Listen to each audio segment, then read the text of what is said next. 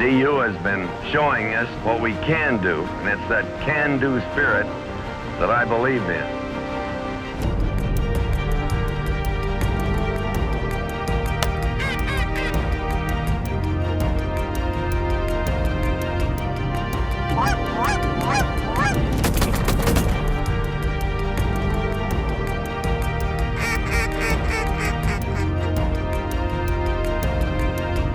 Take it.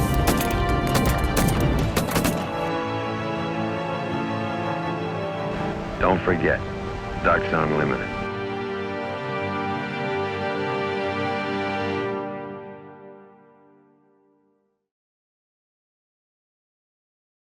Welcome to Ducks Unlimited Television. We're off to the Atlantic Flyway in this installment of DUTV. We join Captain Bob Weatherall, Field Hudnall, and DU biologist Jake McPherson as they sample the fast action on Maryland's Potomac River. To most of North America's landlocked waterfowlers, hunting for sea ducks is a unique experience. If you've never had the opportunity to pursue these hardy, beautiful birds, stand by because we're headed to Maryland, right now on DUTV.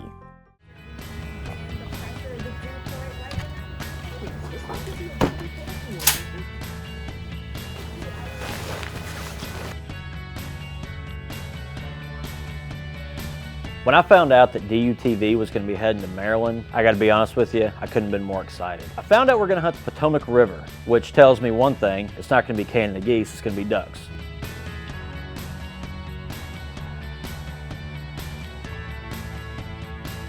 I found out that we're going to be hunting with Bob Weatherall of Mid-River Guide Service. I'd never met him before, but as soon as I rolled up and within the first 10 minutes I knew that whether the hunt was going to be good or bad, this was going to be a great trip.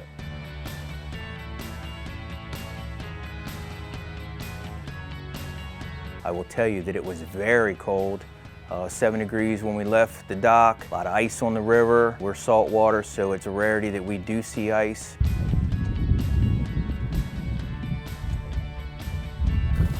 Shoot him. Nice. We're in the Potomac River, mid part of the Potomac River. Washington, D.C. is 40 miles to the north. Okay. Chesapeake Bay is about 35, 40 miles to the south. The river's 5 miles wide here. One of the things that makes it a fairly consistent spot is the oyster bars. And the oyster bars are a great food source for mussels, and that's what they like to eat.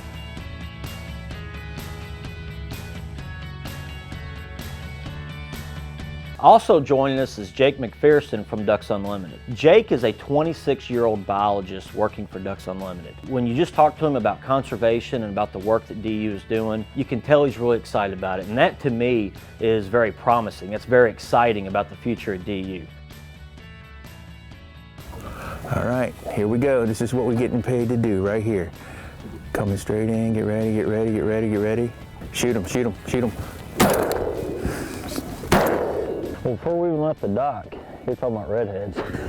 yeah, I know. This is fantastic, and according to Bob, you guys don't kill many of them here. We don't. Yeah. I was just handling that bird a little bit, and we noticed that he's pretty thin, so looks like this big cold front, this winter storm they're having up north, and this cold's really got him pushed down, so he's was looking for something to eat for sure. You know, along the whole eastern coast, so I'm sure that wetlands are closing up north and pushing these birds down. So.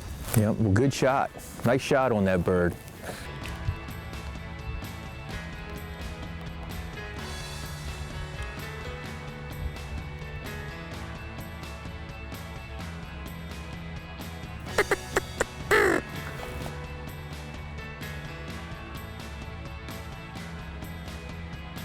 All right, we got one swinging around. Drake coming from their back. Get ready. Get ready, get ready, get ready. Take him. Good shot. Pretty bird. Good mature bird, the pink feet. When them feet get pink. I don't say too many things are cute, but those little guys are cute. I mean, look at that. It's a challenge shot right there. Let me tell you, that's a challenge to shoot for sure.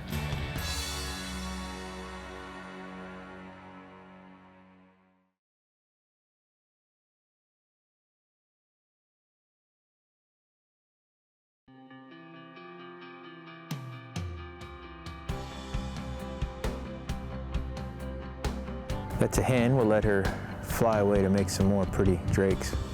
But she can't resist them decoys, look at that. It was an awesome morning. We didn't get any big groups in, but we got singles. When you got 3 guys hunting, everybody can come up, take their shots. You know, it's a great morning. Drake surf scoter, 1 o'clock, coming in, sees the deeks, locking up, get ready. Take him, guys.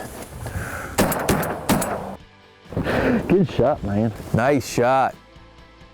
White eyes, pretty interesting in it. That makes it kind of really cool. Had some really nice volleys. Guys in the boat made some great shots. We were post a big blow. It had blown for a couple days, 30, 35, 40 knots. It had blown all the water out of the river. The birds were kind of unsettled. Basically, they were trying to get on a feed.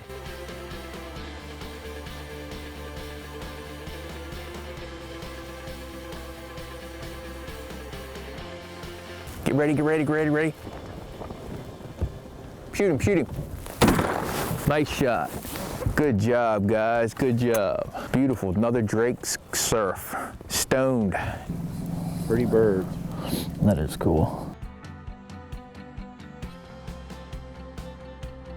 You mentioned earlier about some of the threats in this area. Tell me a little bit about that. These birds that we're shooting out here on this big water, Bob mentioned earlier that they're out here, eating mussels off the oyster bed, but also they feed heavily on submerged aquatic vegetation. Submerged aquatic vegetation has been on the decline. As that submerged aquatic vegetation has been on the decline, then you see sometimes a decline in the number of birds in the area. Right. The reason for the decline, pollution and runoff that's coming in. The Chesapeake Bay is the nation's largest tributary, 64,000 square miles that drain and ultimately end up in the Chesapeake Bay. There's a lot going on to try to increase the amount of submerged aquatic vegetation. So a lot of times people think submerged aquatic vegetation in the bay, the thing to fix it, we need to work in the bay, but ultimately you really have to consider that a lot of these contaminants are coming from upstream. And that's where DU really comes into play. We do a lot of work within the agricultural landscape, so we can go into areas that may have once been a wetland that have been converted into agricultural field, but they're not all that productive because they still have wetland characteristics, and restore those areas to a wetland. And not only are you creating immediate habitat there where the restoration is,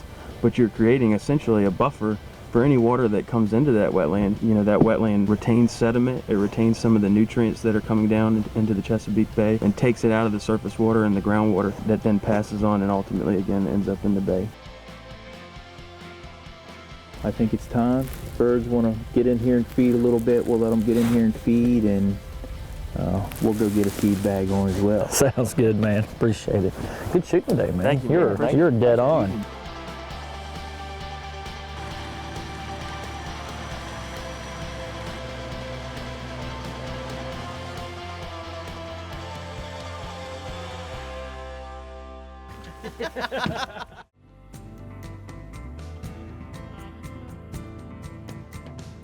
Where does DU conduct its most important conservation work? The Prairie Pothole region, of course, the Boreal Forests of Canada and Alaska, the Gulf Coast, the Central Valley of California, and dozens of other areas across North America. But some of our most critical work for waterfowl happens in Washington, D.C. Ducks Unlimited is well known for on-the-ground projects, creating wetlands and other habitats that ducks and geese use throughout their life cycles.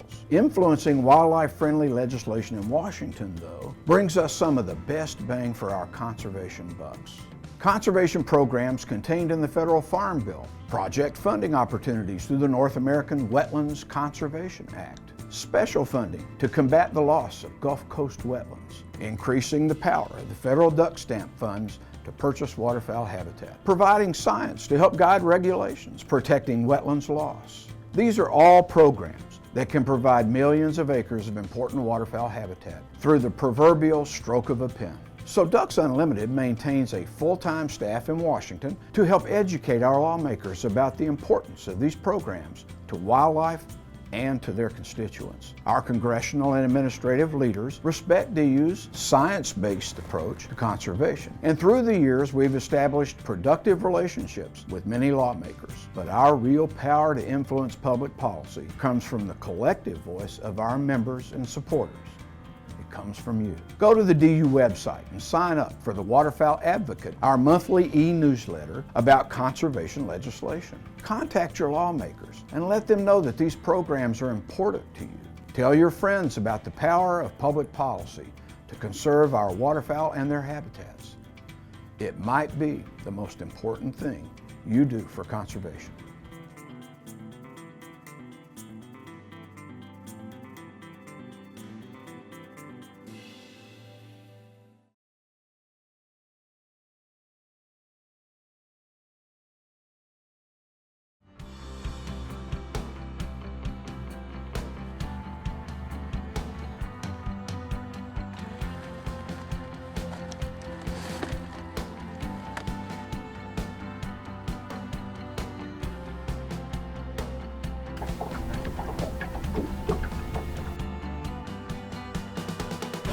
Right up front, right up front. Get ready, get ready, get ready.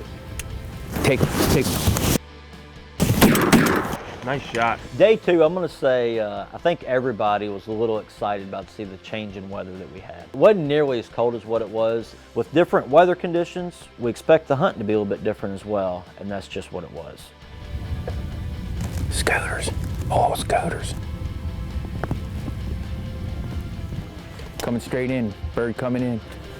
Get ready, get ready, get ready, get ready. Take him. There's these bluebills that came in, and Jake was on the end, and they came right by, and he had a perfect shot, came up, boom, boom, nothing came down. Oh boy. Shoot him on the front if you can. Oh, you had one more shell. Why didn't you shoot? Because I missed twice. I didn't want to make myself look too bad. He is human. Well, he's going to give you another chance because here he comes right back. Bob and I were kind of laughing, giving him a hard time, and we look, and this one bluebill breaks off and comes back again. And I thought, here's my chance. I'm gonna come up, one shot, roll this duck out. Oh, I saw my shot string in the first shot. I'm like, all right, I'm done. There's no way I'm gonna catch up. And I'll be darned if I didn't shoot twice and didn't even draw a feather. That was that duck's lucky day. Bluebill's high, taking a peep. One of them broke off, coming. Take him, take him. Nice shot, Phil. Nothing's better when a bluebill just drops out of the sky like a decal. This just, oh, here they come. Scooters, 10 o'clock, banking away. You see him? He ain't even flapping his wings. You can't even see nothing but a dot. It's amazing how far you can see that bill. That's the money camera shot right there. Shoot him. There you go. The morning just exploded with action. Birds are trading back and forth everywhere. We had bluebills coming in. We had a good, really good group of scoters come in. And I'm gonna say we all shot well. Right here on the left, right here on the left. Get ready, get ready, get ready. Take them. That was pretty. No fist bumping. It's a handshake, baby. Nice shooting, Phil. That was cool. That was awesome. Good job, brother. Well done, man. That was awesome. Heck yeah. Good deal.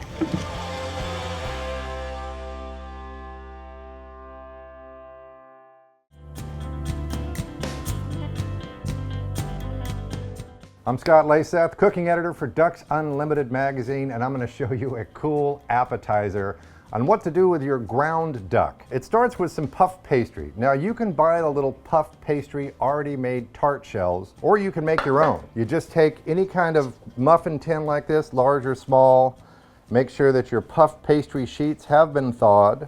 You just place them into a muffin tin like so. And what I like to do to help it maintain its shape while it's baking is you take some foil, put some rice in the center, and then pop this into a 400-degree oven until they come out nice and crispy like that. And the cooking instructions are on that package of puff pastry. It usually takes about 10 or 12 minutes. I've got butter and olive oil in a skillet. This is just ground duck or goose, and you don't need a grinder. You can just use a food processor, cut it up into little chunks and pulse it. A little coarse salt, fresh ground black pepper. I also have some mushrooms, Parmesan cheese, some garlic, green onions, and you know, if you don't have green onions, any onion will do. What you put in your tart is entirely up to you. Just think of this as an outline. Green onions. I want to add fresh rosemary early because it's a hardy herb and it's fairly oily and you want to release the oils. Whenever you're cooking with a more delicate herb like cilantro or basil, I add that right at the very end of the cooking process so that you don't cook all the flavor out. Give the meat a stir. And now that the meat is starting to get a little bit brown, chopped up mushrooms, fresh chopped garlic, and the last thing that's going to go in there is going to be some heavy cream and some Parmesan cheese. Now once most of the liquid has been cooked out, you let it cool, you add some Parmesan cheese, and I happen to have a batch right here. I've got the tart shells and I have my cooled mixture. This is going to go into a 400-degree oven, and all I want to do is warm up the inside of what's in these tart shells. A little more Parmesan right on top, into the oven. And you can find this recipe and a whole lot more in the Ducks Unlimited magazine and at ducks.org.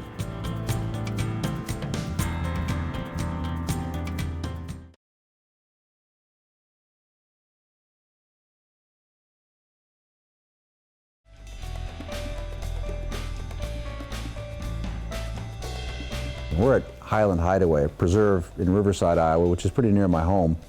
It's supposed to be spring here, but spring in Iowa a lot of times is a pretty cruel, cold joke, and it's got me thinking a little bit about hunting in cold weather. Staying warm in the field is a challenge. Staying warm in the field is an extra challenge for me because I inherited my dad's bad circulation in my hands. One of the other challenges of shooting in cold weather is you get all these clothes on and now you have to handle a shotgun.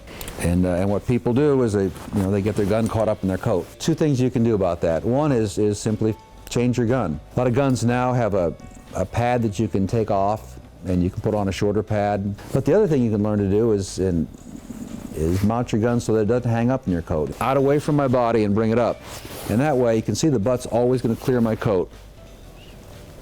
It's when you start to bring the gun up like this to try to get it to your shoulder first and then put your face on it, that's where you have the trouble hanging it up on these extra layers. It won't keep your hands warm, but it will get your gun up and on the birds where it needs to be. Stay warm, get out there. The best hunting is the worst weather. This has been Duck Gun for DUTV.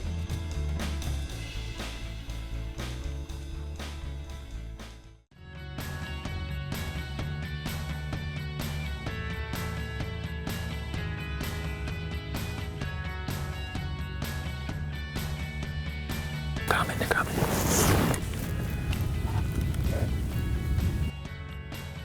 Take them. We got here, we had tough conditions with extreme cold, met great people, we had great shooting. You know, I shoot mallards and Canada geese. To be able to shoot sea ducks and divers, I'll tell you, it's a challenge. If you have the opportunity to do it, you need to do it. But this trip has been a blast.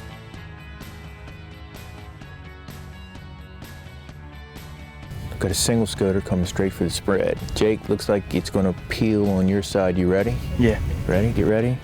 I say take him. Day two was basically what we kind of expected would happen. The weather front's coming in, it's starting to warm up, the birds got settled in, they got some feed. We had some bigger bird volleys. The volleys on those, we made some really great shots. Pretty much had most of the birds in the boat by 8:15, 8:30. It's a scoter. Shoot it. Bob picking it up. Just let me know when you get ready to pull your third trigger and I'll just... What is the main difference between yesterday and today as far as what the birds are doing? We didn't see nearly as many scoters. Couple different things, I think. We've moved the spot just a little bit. We saw them rafted up yesterday. They were kind of in a rest mode. Yesterday morning it was 7 degrees. This morning it's 22. There's just so much more activity. We're hearing swans. You hear more old, longtails moving around. The pelican. I mean, it's just. He's just coming by to say, "What's up, fellas?" You know, I shouldn't be here, but I'm still here. But it's been a great little shoot this morning for sure.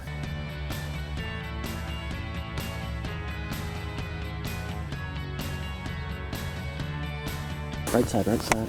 You ready? Go ahead. Pull on him.